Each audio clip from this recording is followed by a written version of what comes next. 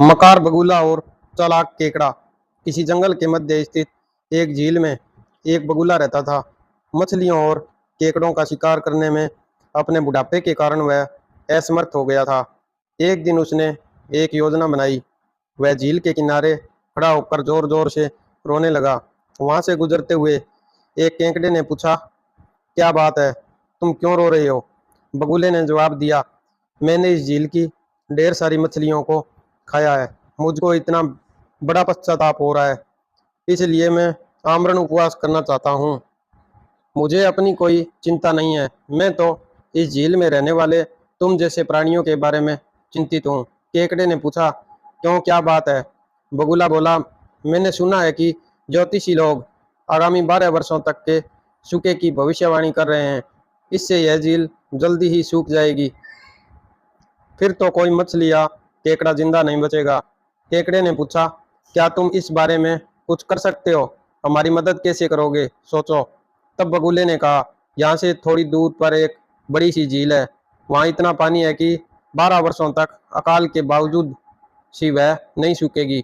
अगर आप मानोगे तो मैं आप सभी को एक एक करके उस सरोवर तक ले जाऊंगा। तुम वहाँ शांतिपूर्वक रह सकते हो। इस पर सभी मछलियां और केकड़े राजी हो गए। अब वह बगुला हर दिन एक मछली को उठाता, मानो उसे वह उस बड़ी झील तक ले जा रहा हो, लेकिन रास्ते में एक बड़ी चट्टान पर उन्हें पटक कर मार डालता और खा जाता। एक दिन केकड़े की बारी बगुले के साथ आने की आई। केकड़ा बहुत बड़ा था, सो बगुला उसे पीठ पर नहीं ले जा सकता था। इसलिए वह केकड़ा बगुले की गर्दन पर बैठ गया और दोनों उड़ चले। तभी केकड़े की नजर उस चट्टान पर पड़ी जहाँ मछलियों के कांटों का अंबार लगा हुआ था।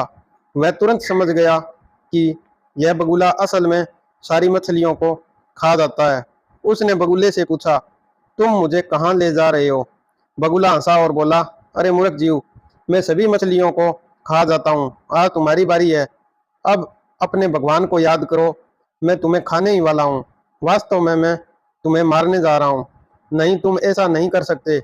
ऐसा कहकर केकड़े ने अपना पंजा उस बगुले की गर्दन में दसा दिया और बगुला मर गया। केकड़ा अपनी झील में वापस गया और अपने दोस्तों को यह पूरी कहानी सुनाई।